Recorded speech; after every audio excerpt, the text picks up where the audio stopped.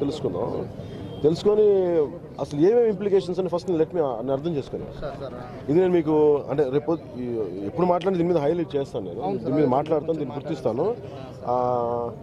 నేను ఆగస్ట్ లోపు ఒకసారి దీని మీద నేను ఒక ప్రాపర్ రిపోర్ట్ తీసుకొని ఏమేమి పాసిబిలిటీస్ అనేది చేసి నేను మాట్లాడతాను దీన్ని. ఎందుకంటే ఇది చీఫ్ సెక్రటరీ నుంచి మన బేసిక్ ప్యూన్ దగ్గర నుంచి చీఫ్ సెక్రటరీ దాకా ఇదే ఉంది.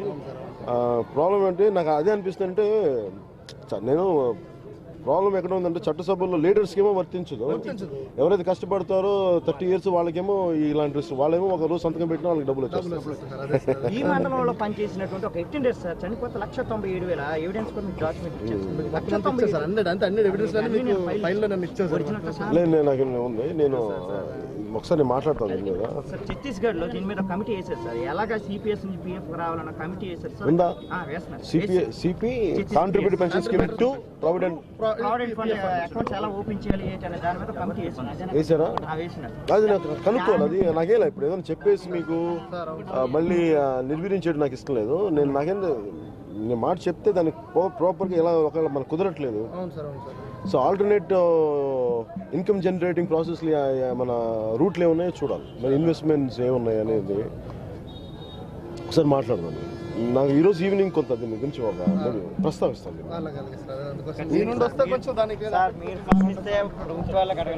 అవన్నీ లేదు కానీ అంటే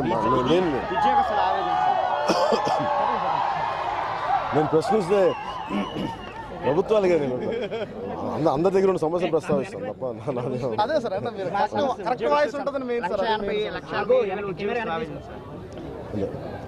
అంటే కాంట్రిబ్యూటరీ పెన్షన్ స్కీమ్ నాకు లాస్ట్ టైం వైజాగ్ మన విజయవాడ అమరావతిలో ఉన్నప్పుడు కూడా నేను కలిసాను. ఆల్రెడీ ఒకసారి అక్కడ 5-6 సమస్యలు మాట్లాడాను. అలాగే మీరు 60,000 మంది కలిపి ధర్నా కూడా చేశారు. ఆ రోజు నేను మన వాళ్ళు మద్దతు పలికామని చెప్పి నేను నాకు కుదరలేదు వెళ్తాను. నాకు ఏమనిపిస్తుంటే ఇది పాస్ చేసిన పొలిటికల్ లీడర్స్కి ఎంపీలకు కానీ ఎమ్మెల్యేలకు కానీ వీళ్ళకి బాగానే ఉన్నాయి. వాళ్ళకి మళ్ళీ కాంట్రిబ్యూటరీ పెన్షన్ స్కీమ్ వాళ్ళకి షేర్ మార్కెట్ ద్వారా వచ్చేది వాళ్ళకి ఏం వర్తించదు. వాళ్ళు బాగానే ఉన్నారు. చట్టసభలో ఉన్న ప్రతినిధులందరికీ ఎవరైతే కష్టపడి పనిచేస్తారో ఎవరైతే ఈ శ్రమ దోపిడీ నాకు అంటే చేసిన శ్రమకి అన్ని అంటే నేను ఒక ప్రభుత్వ ఉద్యోగ కొడుకుని కాబట్టి నాకు తెలుసు. ఎందుకంటే మా నాన్న మా మీద ఆధారపడేవాడు కాదు. మా నాన్న ఆయనకు వచ్చిన పెన్షన్ మీద బతికాడు మా నాన్న లాస్ట్ల వరకు. సో అందుకని నాకు తెలుసు ఆ పెన్షన్ అనేది ఎంత విలువైంది. మనం 30 సంవత్సరాల పైన మీరు ఉద్యోగం చేసి దాన్ని వచ్చేటప్పటికి రూపాయి వస్తే ఎంత వస్తుందో తెలియదు. అంటే ఎక్కడో అమెరికాలో అమెరికన్ ప్రెసిడెంట్ ఎలక్షన్స్ ఇక్కడ మన మీద ప్రభావితం చూపిస్తాయి. అది అసలు ఎందుకు పెట్టారు నాకు అర్థం కాదు. అది ఎందుకు పెట్టారంటే వీళ్ళు మెయింటైన్ చేయలేక, అంటే వీళ్ళు తినడానికి 1,000 కోట్లు తినే డబ్బులు ఉన్నాయి. కార్పొరేట్ వాళ్ళు డబ్బులు ఇస్తేనే అయినా మన ఈ శ్రమ దోపిడీలాగా అనిపిస్తుంది. మరి అంటే నేను ఎక్కువ పెట్టుబడి పెట్టాలని మన డబ్బులు వాళ్ళు కాదా, వాళ్ళ డబ్బులు పెట్టుకోవచ్చు కదా. వాళ్ళ ఆస్తులు ఉన్నాయి కదా చాలా. ఇంకోటి సార్ సీతంపేటలో వాళ్ళ ముసలి వాళ్ళకి ఇద్దరికి తేలా పెంచారు. మన వాళ్ళకి వీలైతే ఒక్కసారి వీలైతే సీతంపేట ఒక్కసారి కలిస్తే సార్ పట్టులో నీళ్ళు మన వాళ్ళకి ఖచ్చితంగా వస్తాయి. నేను దాని మీద డాక్యుమెంట్ చేస్తాను. మన పార్టీ ఆఫీస్ నుంచి డాక్యుమెంట్ చేస్తాను. రావడం చాలా కష్టపడ్డాం. ఆ ముసలి వాళ్ళకి తేడా వాళ్ళని కూడా తీసుకురావద్దు. మీరు కూడా చిన్న పిల్లల్ని కానీ పెద్ద వయసు వాళ్ళని తీసుకురావద్దు. ఎందుకంటే నేను ఇది సరదా కోసం రాలేదు. నిజంగా సమస్యను గుర్తించి దాని మీద మాట్లాడదాం వచ్చాను. అందుకని ఇది ఎవరిని ఇబ్బంది పెట్టాలి. Thank you.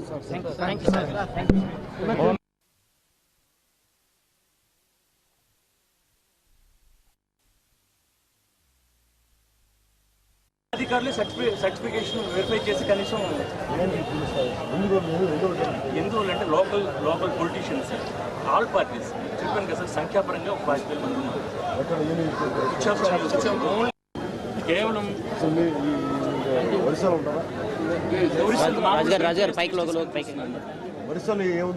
ఎస్టీ సార్, మా కమ్యూనిటీ ఏదైతే ఉందో అదే 99 నుంచి 2004 వరకు ఇచ్చారు.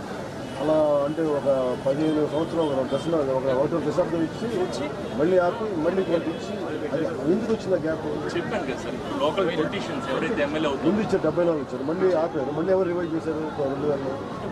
వాళ్ళకి ప్రతిసారి సార్ సంఖ్యాపరంగా ఒక 25,000 మంది మేము ఉన్నాం కాబట్టి వీళ్ళకి కనుక రెగ్యులర్ ట్రైబ్ సర్టిఫికేట్స్ ఇస్తే కాన్స్టిట్యున్సీ ఎస్టీ కింద రిజర్వ్ అయిపోతుంది. ఇచ్చాపురం కాన్స్టిట్యున్సీ ఎస్టీ కింద రిజర్వ్ అయిపోతుంది. మేము ఎంతసేపు వాళ్ళ పనులు వాళ్ళు బీసీలు అయితే మేమేమో మీరు ఎస్టీ ట్రిబ్యునల్ ఉంది, దానికి వెళ్ళొచ్చు కదా మీరు. మాకు ఎడ్యుకేషన్ తక్కువ సార్. 10th క్లాస్ చదివిన తర్వాత ఇంకా తల్లిదండ్రులు 10th క్లాస్ చదివిన తర్వాత హాస్టల్ ప్రాంతాలకి పంపించడం, ఒక చంద్రం బ్యాగ్ పెట్టి పంపించేస్తారు.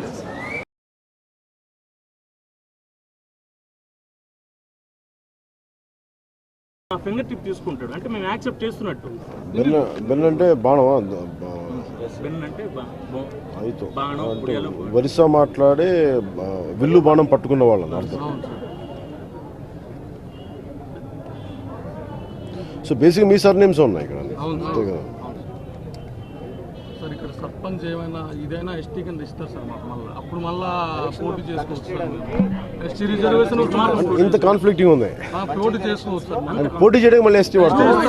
ఇస్తారు సార్, ఇప్పుడు కాదు సార్, 10 సంవత్సరాలు సర్పంచ్, అమ్మగారు సర్పంచ్, మా అమ్మగారు సర్పంచ్ సార్, ఎస్టీ సర్పంచ్. అవును సార్, అదే అంత కాన్ఫ్లిక్ట్ ఎలా ఉంటుంది?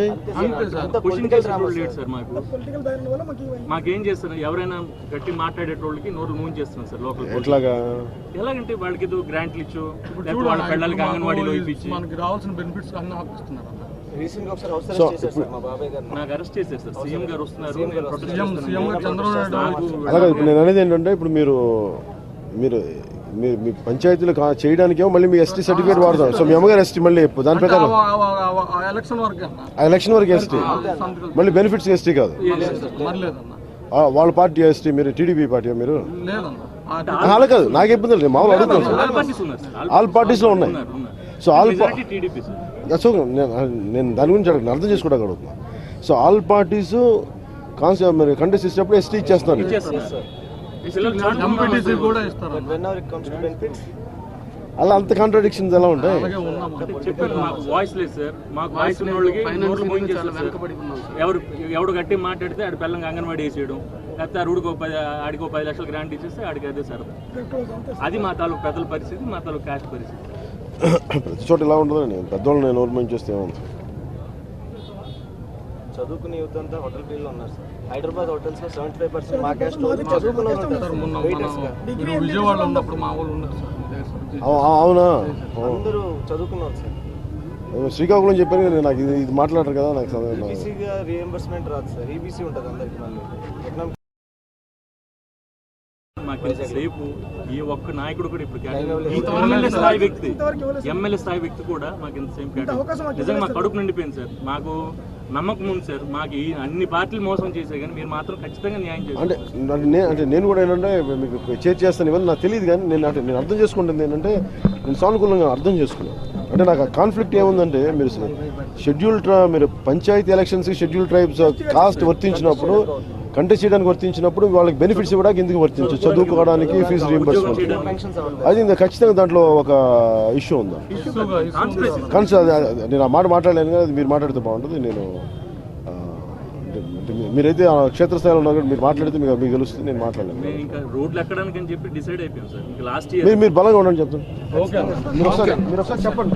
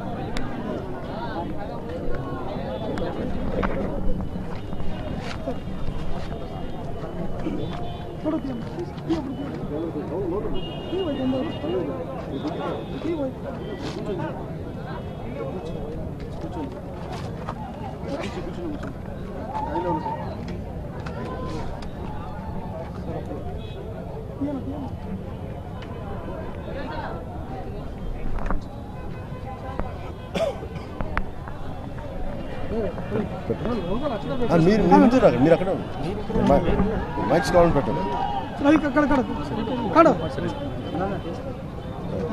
మీరు చెప్పండి, ఒకసారి చెప్పండి. విత్ ఇన్ ఒక 2 minutes చెప్పండి.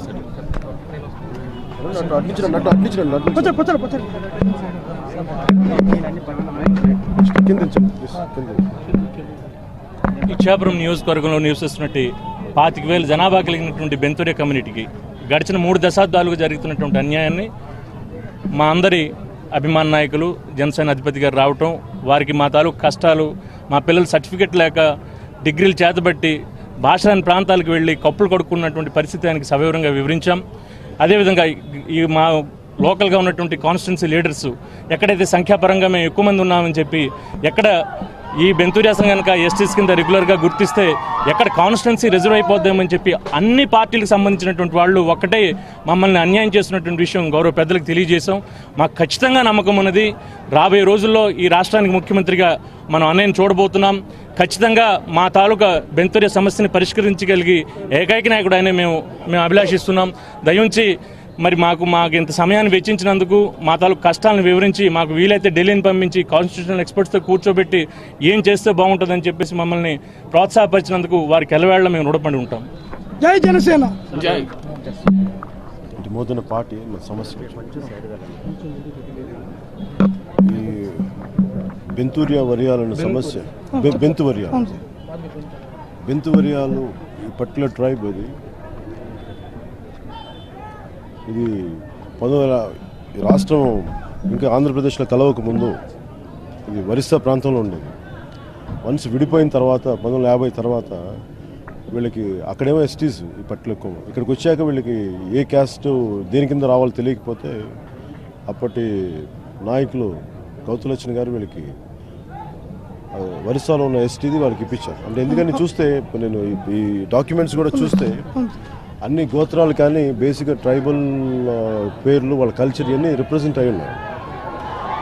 70 నుంచి అంటే రిపీటెడ్గా వాళ్ళు అనేది ఏంటంటే ఇది ఒక కాన్స్పిరసీ ప్రకారం చేశారు. ఇది నాకు వాళ్ళు చెప్పింది సబబే ఎందుకు అనిపిస్తుందంటే, ఒక 15 సంవత్సరాల నుంచి మళ్ళీ ఒక 5 సంవత్సరాలు తీసేసి దీన్ని ఒక పద్ధతి పాడు లేకుండా చేశారు. ఇప్పటికీ ఆశ్చర్యకరంగా ఏముందంటే, వాళ్ళు పంచాయతీల్లో పోటీ చేస్తున్నప్పుడేమో వాళ్ళకి ఆ షెడ్యూల్ ట్రైబ్ సర్టిఫికేట్ వర్తిస్తుంది. మళ్ళీ ఫీజు రీఎంబర్స్మెంట్కి కానీ మిగతా షెడ్యూల్ ట్రైబ్స్కి రావాల్సిన లబ్ధి రావడానికేమో మళ్ళీ మీరు షెడ్యూల్ ట్రైబ్ కాదంటున్నారు. ఇంత కాంట్రాడిక్టరీగా ఒకటే ప్రభుత్వం కానీ ఒకటే విధానం కానీ ఉంటే సంపూర్ణంగా ఒకటే ఉండాలి. పంచాయతీ ఎన్నికలకేమో షెడ్యూల్ ట్రైబ్ వర్తిస్తుంది, మిగతా బెనిఫిట్స్ వర్తించినప్పుడు ఖచ్చితంగా దీన్ని కొంచెం తప్పులు తడకలు ఉన్నాయి. దీన్ని బట్టి అర్థమవుతుంది. నేను మీకు కూడా చెప్పేది ఏంటంటే, ఒకేసారి కూర్చోబెట్టి అందరినీ రాజకీయ నాయకులాగా వచ్చి దీన్ని మీకు తీర్చేస్తాను అని చెప్పట్లేదు. నాకు ఇది అర్థం చేసుకొని, ఎందుకంటే వెంటనే మాట ఇచ్చేయచ్చు. కాకపోతే ఇందులో ఖచ్చితంగా మీరు చెప్పిందంటే నాకు న్యాయం ఉందనిపిస్తుంది. ఎందుకంటే మీరు ఎలక్షన్స్ మీరు పోటీ చేసినప్పుడు షెడ్యూల్ ట్రైబ్ వర్తించినప్పుడు మీకు ఉద్యోగాలకు కానీ, లేదంటే మీకు ఫీజు రీఎంబర్స్మెంట్ కానీ, లేదంటే మిగతా గవర్నమెంట్ ఫైనాన్స్ స్కీమ్స్ దేనికి కానీ మీకు వర్తించాలి. సో ఇది ఖచ్చితంగా ఇది ప్రభుత్వం దృష్టికి వెళ్ళాలి. నేను మనస్ఫూర్తిగా కోరుకుంటున్నాను, ప్రభుత్వం దృష్టికి తీసుకెళ్ళాలి. ఇది మీ తరఫున కూడా మేము ఒక రిప్రజెంటేషన్ ఇస్తాం. అలాగే దీన్ని ప్రభుత్వం స్పందించిన పక్షంలో దీన్ని నేషనల్ హ్యూమన్ రైట్స్ కమిషన్ మీరు ఎవరైనా వెళ్తానంటే నేను అనేక సమస్యలు తీసుకెళ్తున్నప్పుడు ఖచ్చితంగా దీని ముందుకు తీసుకెళ్ళాలి. Thank you.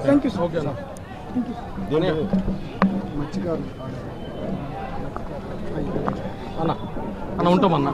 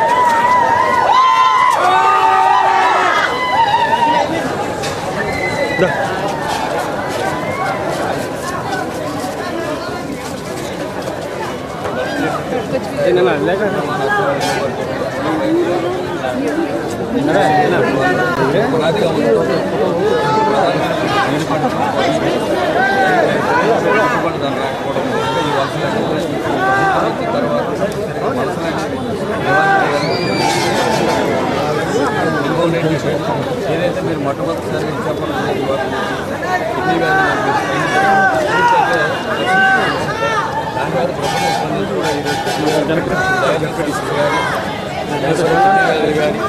వీటి మీద మళ్ళీ లోగల లోగల్ 10 సార్లు ముందు లోగల్ స్పందించి మా మండలం వదరబోతుల మండలంలో కిడ్నీ పేషెంట్స్ ఎక్కువ ఉన్నారు. తెలుసు అయితే ప్రధానంగా నెఫ్రాలజిస్ట్ లేకపోవడం అనేది ప్రధానమైనటువంటి ఇబ్బంది సార్. కాబట్టి నెఫ్రాలజిస్ట్ పెడితే ఈ ప్రాంతానికి సరైనటువంటి న్యాయం జరుగుతుందని ఒక మా తాలూకు ఆశ, ఆకాంక్ష.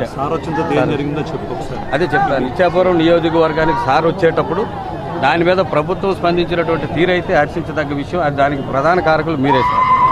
కాబట్టి ఆ విధంగా మీరు స్పందించారు. ఇంతకుముందు ఎవడు ఏ నాయకుడు కూడా స్పందించలేదు, మీరు స్పందించారు. ఆ స్పందించిన దాని ప్రకారం చూస్తే ఈరోజు ప్రభుత్వం కిడ్నీ పేషెంట్స్కి 2500 పెన్షన్స్ కానీ, లేకపోతే డయాలసిస్ సెంటర్ గుర్తించట్లేదంట కదా ఇంకా సార్. అందరూ అది లెవెల్ 4 లో ఉండే వాళ్ళని గుర్తిస్తున్నారు సార్. అందరినీ గుర్తించమని కూడా మేము చెప్తా ఉన్నాం. చెప్పండి. అంటే ప్రైమరీలో అంటే హార్వర్డ్ డాక్టర్స్ కూడా ఏం చెప్పారంటే ప్రైమరీ లెవెల్లో ఉన్న వాళ్ళు వస్తే మీకు ఇచ్చే డబ్బు కూడా తగ్గిపోతుంది. అవును సార్. ప్రభుత్వం ఖర్చులు అది ఒకసారి మేము రిక్వెస్ట్ చేస్తున్నాం సార్. ప్రభుత్వం ఖర్చులు కూడా పెట్టి మాకు పూర్తి స్థాయిలో అందించమని కోరుతున్నాం ప్రభుత్వానికి కూడా. దాన్ని కూడా మీరు ప్రభుత్వాన్ని ఒక రిప్రజెంటేటివ్ చేసి మన ప్రభుత్వం వచ్చినప్పుడు కూడా మీరు ముఖ్యమంత్రి అయితే మేము అందరం ఆనందదాయకంగా ఉంది. కాబట్టి అయినప్పుడు మా సమస్యలను మీ దగ్గరికి వచ్చుకొని చెప్పుకోవడానికి కూడా మాకు ఒక అవకాశం సార్. తప్పకుండా మాకు స్పందించారు సార్. సెల్ఫీ సార్, మా పిల్లలు ఉన్నారు సార్. ఒక్క నిమిషం సార్. ఒక్క నిమిషం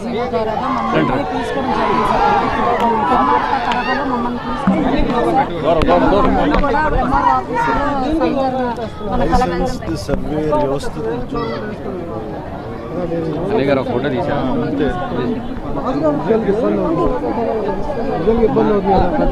విజువల్ తీసుకోండి. మీరు మాట్లాడుతున్నప్పుడు అలా చెప్పండి.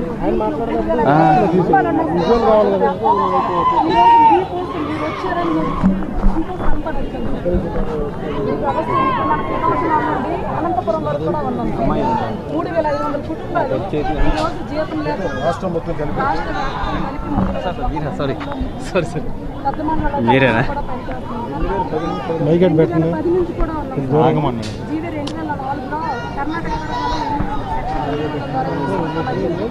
వరకు మాకు రైతు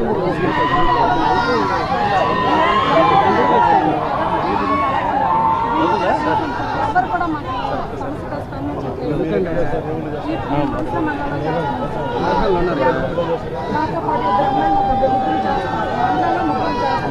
ఇలాగ రాష్ట్ర వ్యాప్తంగా ఉన్నాం సార్. ఈరోజు రైతు ఇచ్చేదాన్ని బట్టి భిక్షలాగా మేము తీసుకుంటాం సార్. ప్రభుత్వంతో పని చేసుకోవడం భిక్షలాగా తీసుకుంటాం సార్. ఈరోజు నిల్చోపెట్టి ఇలా సర్వే చేయాలి అంటే ఎండలోకి వెళ్ళాలి కదా సార్.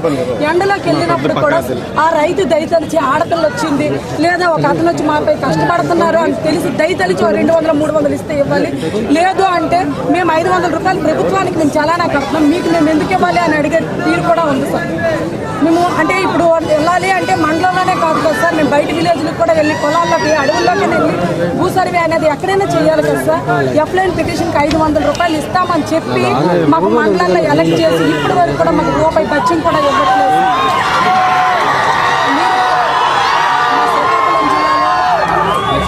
మీరు శ్రీకాకుళం జిల్లాలో మా ఉద్యాన ప్రాంతాన్ని ఒక తీరికి తీసుకొచ్చారు. మమ్మల్ని కూడా అలా ఆదుకుంటారు అన్న ఒక్క విషయంలో మీ దగ్గరికి వచ్చి మీ కానీ 3,500 కుటుంబాలు కూడా మీకు అండగా మేము ఉంటాం సార్.